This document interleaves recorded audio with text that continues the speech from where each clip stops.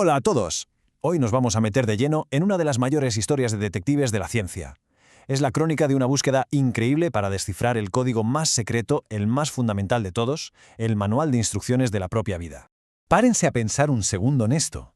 Toda la increíble, la asombrosa complejidad de un ser humano, de una ballena azul, de un roble milenario, todo, absolutamente todo, está escrito con un alfabeto de solo 4 letras químicas. La pregunta que obsesionó a toda una generación de científicos fue ¿cómo es posible? ¿Y cómo narices aprendemos a leer ese lenguaje? Vale, pues vamos a empezar esta historia por el principio. A finales del siglo XIX, principios del XX, la gran pregunta no era cómo funcionaba el código, sino algo mucho más básico. ¿Qué molécula era la que guardaba la herencia? Y había dos sospechosos principales en el banquillo. Las piezas del puzzle en realidad ya estaban sobre la mesa, pero todas sueltas. Por un lado, Mendel nos dijo que existían unos factores que pasaban de padres a hijos. Luego Miescher, casi sin querer, aisló el ADN de unos vendajes con pus. Y más tarde Griffith demostró que algo podía pasar de una bacteria muerta a una viva y transformarla para siempre. Pero nadie tenía ni idea de cómo encajaba todo esto. El debate científico en ese momento era tremendo. En una esquina, las proteínas. Eran las estrellas del mundo celular supercomplejas, versátiles, vamos, que parecían la elección lógica, la apuesta segura para guardar la información genética. Y en la otra esquina, el ADN. La mayoría de los científicos pensaban que era una molécula tonta, demasiado simple, demasiado repetitiva como para ser el manual de la vida. Era el candidato improbable. Pero claro, la ciencia avanza a base de desmontar las ideas que parecen más obvias, así que vamos a ver los experimentos clave, los que resolvieron el caso y señalaron con el dedo sin ninguna duda al ADN como el verdadero portador de la herencia. El primer gran golpe sobre la mesa lo dieron Avery, MacLeod y McCarthy. Lo que hicieron fue repetir el experimento de Griffith, pero de forma mucho más sistemática, y demostraron que esa sustancia transformadora era el ADN. Pero la idea de que las proteínas eran las reinas estaba tan arraigada que la mayoría de la comunidad científica pues no les creyó. Se mostraron muy escépticos. Y entonces, en 1952, llegó el golpe de gracia. La pura genialidad del experimento de Hershey y Chase está en lo simple que es. Usaron virus, que son básicamente como jeringuillas moleculares, y marcaron sus dos partes con etiquetas radioactivas, una para la cubierta de proteína y otra para el ADN que había dentro. Dejaron que los virus infectaran a las bacterias y luego, y esto es lo mejor, usaron una batidora de cocina normal y corriente para separar las cubiertas de los virus de las bacterias. ¿El resultado? Solo la marca radioactiva del ADN estaba dentro de las bacterias. Caso cerrado. El experimento de la batidora fue la prueba definitiva, el clavo final en el ataúd de la teoría de las proteínas. Se acabó el debate. La comunidad científica tuvo que rendirse a la evidencia. La molécula que parecía demasiado simple era en realidad el manual de instrucciones de la vida. Pero bueno, resolver un misterio abrió otro todavía más grande. Ya sabíamos que el ADN era el manual, sí, pero ¿qué forma tenía? ¿Cómo funcionaba? ¿Cómo se las apañaba para copiarse y pasar la información de una generación a otra? La carrera por descubrir su estructura no había hecho más que empezar. Y esta carrera se libró sobre todo en dos laboratorios con estilos que no podían ser más distintos. En Londres, en el King's College, estaba Rosalind Franklin, una experta increíble en difracción de rayos X que trabajaba de forma metódica, rigurosa, paso a paso. Y en Cambridge teníamos a James Watson y Francis Crick. Ellos no hacían experimentos, lo suyo era construir modelos teóricos con piezas de metal y cartón intentando resolver el puzzle por pura lógica.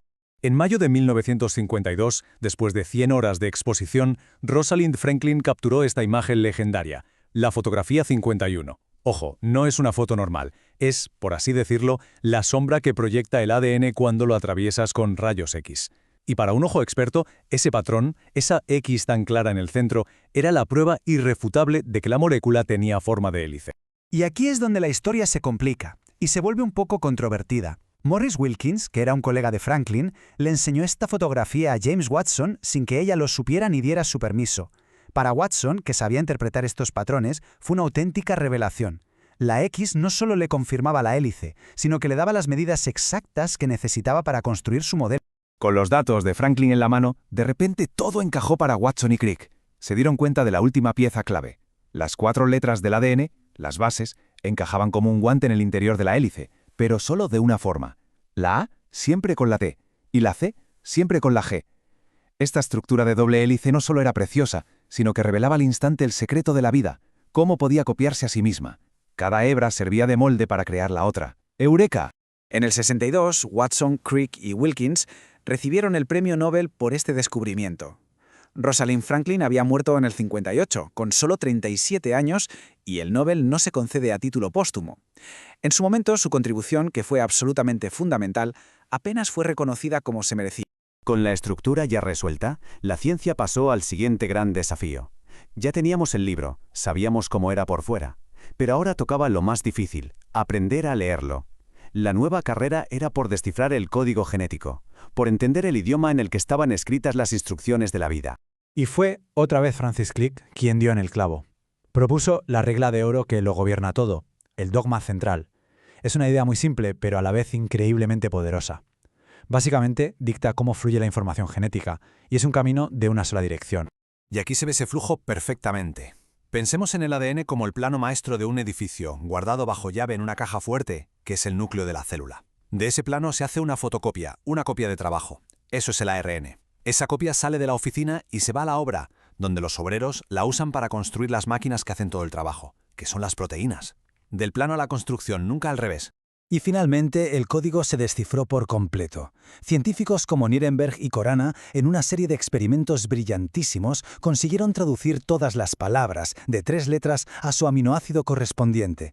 Pero lo más alucinante, lo que nos dejó a todos boquiabiertos, fue descubrir que este diccionario es universal.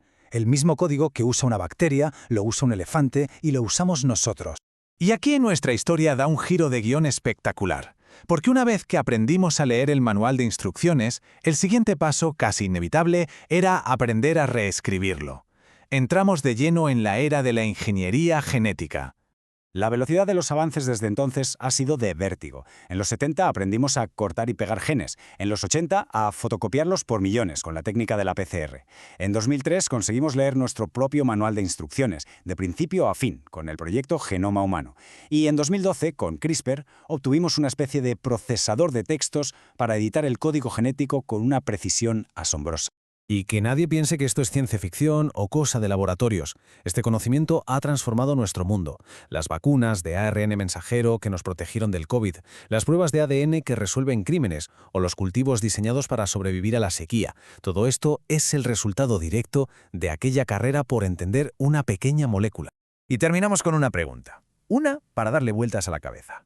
Sabemos que el código es universal, aquí, en la Tierra, pero ¿lo es también en el universo? Se han encontrado algunos de los ladrillos básicos de la vida, como aminoácidos, en meteoritos que han caído del espacio. Y esto nos deja con una idea fascinante. ¿Es la biología que hemos descifrado una solución puramente terrestre? ¿O estamos quizá leyendo las primeras palabras de un lenguaje cósmico?